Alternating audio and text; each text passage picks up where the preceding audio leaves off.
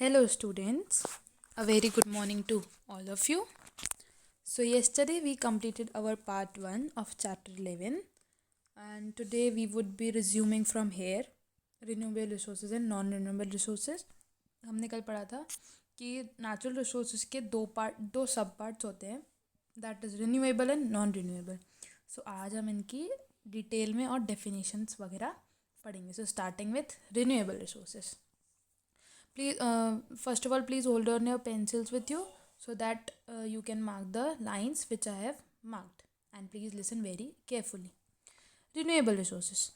Natural resources which are unlimited in quantity and can be replenished are called renewable resources. ऐसे कुछ natural resources जो कि हमें nature से मिली हैं, जो कि अनलिमिटेड है क्वांटिटी, मतलब उनका कुछ अंत है ही नहीं, उनका कुछ एंड नहीं है, और वो मतलब ख़त्म हो ही नहीं सकती हैं, और ना ही उन्हें हम अगर हम मतलब जितनी भी पॉपुलेशन बढ़ जाए हम कंज्यूम करते करते करते करते बट उसका कोई एंड नहीं हो सकता. वो कभी भी कंप्लीटली कंज्यूम्ड नहीं हो सकती. अनलिमिटेड इन क्वांटिटी है वो, that are known as natural resources. Example क्या क्या लिखा है? एयर और सनलाइट. आप खुद ही सोच सकते हो, एयर क्या कभी ख़त्म हो सकती है? बिल्कुल नहीं. सनलाइट कभी ख़त्म हो सकती है? बिल्कुल भी नहीं. So this was the definition of renewable resources. Now coming up to non renewable resources. Natural resources which are present in limited amounts. ये भी नेचुरल रिसोर्सेज ही हैं, बट ऐसे रिसोर्सेज जो कि कम क्वांटिटी में अवेलेबल हैं, मतलब ये एक पॉइंट पे आने पर ये ख़त्म हो सकते हैं. And can not be replenished, ये कभी भी रिस्टोर नहीं हो सकते, are called non renewable resources. ऐसे रिसोर्सेज जो कि कम क्वांटिटी में अवेलेबल हैं और एक पॉइंट के आने पर ये ख़त्म हो सकते हैं और फिर से नहीं क्रिएट हो सकते. जैसे कि for example coal, petroleum, forest, wildlife, minerals etcetera.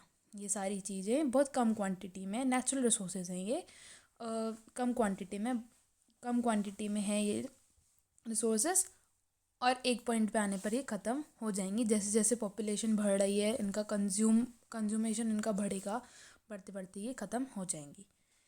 These resources can be exhausted by human activities. ये ख़त्म हो सकती हैं ह्यूमन एक्टिविटीज़ के through, such as excess use of vehicles. जैसे कि इतने लोग हैं, मतलब जितनी पॉपुलेशन होती सारी वो लोग गाड़ियाँ खरीदेंगे, वो गाड़ियों का यूसेज होगा तो इसमें फ्यूल्स वगैरह सब चाहिए ही चाहिए, पेट्रोल वगैरह चाहिए इनको चलाने के लिए. और डिफॉरेस्टेशन की लोग पेड़ काट रहे हैं ज़मीन के लिए, उस पर घर बनाने के लिए, तो पेड़ काटते जा रहे हैं.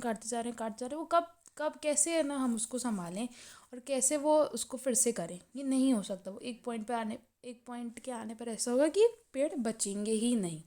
और अगर हम सोचेंगे नहीं पेड़ तो हम उगा सकते, नहीं, एक पेड़ उगाने में बहुत मैनी ईयर्स लग जाते हैं. Then industrialisation and garbage disposal in rivers and ocean. और इंडस्ट्रियलाइजेशन मतलब कि जितनी बड़ी बड़ी फैक्ट्रीज बढ़ रही हैं तो उधर ज़्यादा से ज़्यादा मिनरल्स यूज़ हो रहे हैं. गार्बेज जो डिस्पोजल है, बहुत गलत तरीके से जो हमारा जो गार्बेज है हम उसको डिस्पोज नहीं करते हैं ढंग से, उस वजह से सब कुछ लैंड वगैरह ख़राब हो रही है, मिनरल्स ख़राब हो रहे हैं. इस वजह से ये फिर से नहीं बन सकते. In rivers and oceans. Viraj father asked him a question. Viraj के पापा ने उसे एक क्वेश्चन पूछा. What is the similarity between petrol and food. उन्होंने उनसे पूछा कि पेट्रोल और फूड के बीच में क्या डिफरेंस है. When he found him unable to answer, जब उनको लगा कि विराज आंसर नहीं कर पा रहा है, then he told him that both are necessary to provide energy. तो उसके पापा ने बताया कि दोनों ही इम्पॉर्टेंट हैं एनर्जी प्रोवाइड करने के लिए. They are fuels. उन्होंने बताया कि ये जो है कुछ ऐसी चीज़ें जो एनर्जी प्रोवाइड करने के लिए यूज़ होती हैं, they are known as fuels. While petrol is the fuel for the car. अब जो पेट्रोल है, पेट्रोल हम खाते पीते थोड़ा ना है, पेट्रोल एक ऐसा फ्यूल है, इस किसके लिए यूज़ होता है? गाड़ियों वगैरह के लिए यूज़ होता है, for the car. Food is the fuel for human body.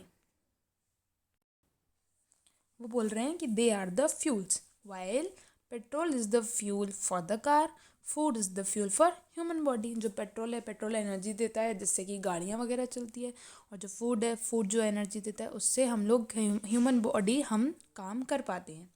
Digested food combines with oxygen inside our body and produces energy. जो फूड होता है वो अंदर जाके हमारे स्टमक के अंदर जाके अब अच्छे से प्रोसेस्ड होता है और वो हमें जो एनर्जी देता है उससे हम काम वगैरह कर पाते हैं। Similarly vehicles also need energy to move. और ऐसे ही व्हीकल्स को भी एनर्जी चाहिए चलने के लिए। वो क्या, अगर उसमें पेट्रोल नहीं होगा तो वो चलेगी नहीं, उसकी जो अंदर की जो मशीन्स हैं, इंजन्स हैं जो उस पर्टिकुलर व्हीकल के, वो काम करना बंद हो जाएंगे, उनको भी फ्यूल चाहिए। Different vehicles use different types of fuels.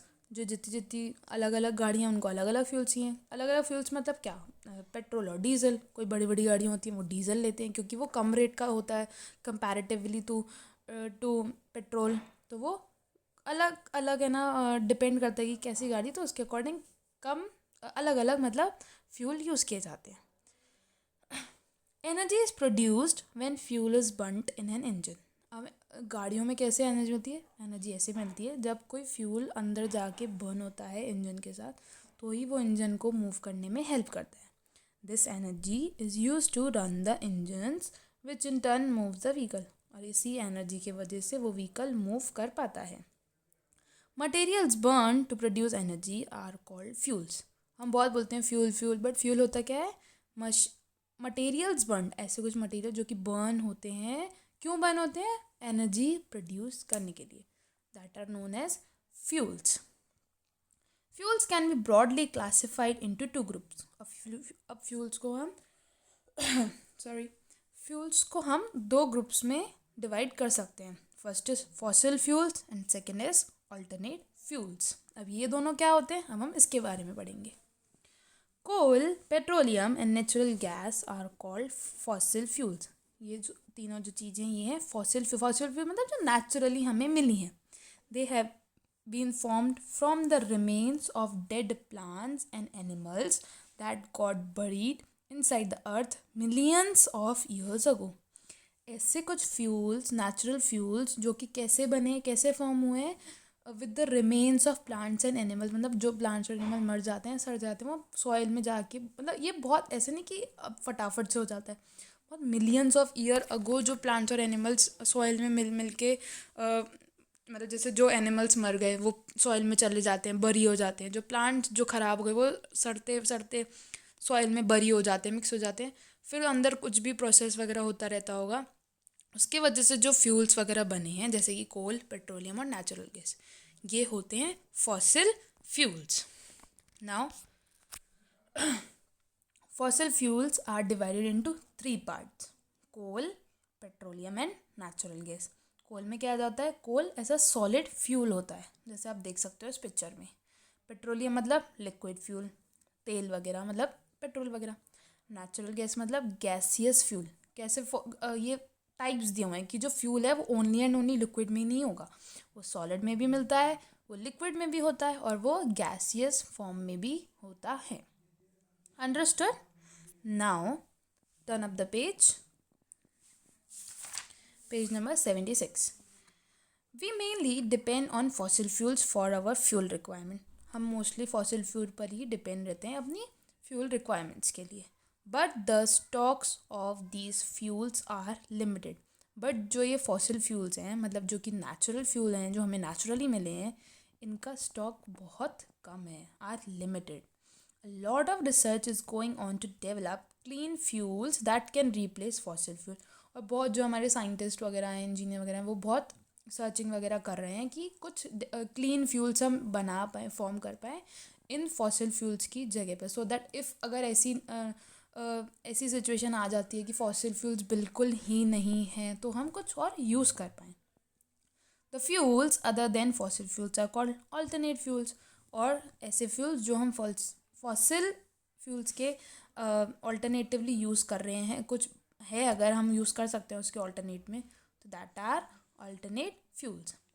Some of them are biodiesel, hydroelectricity, solar energy, and a gas called propane.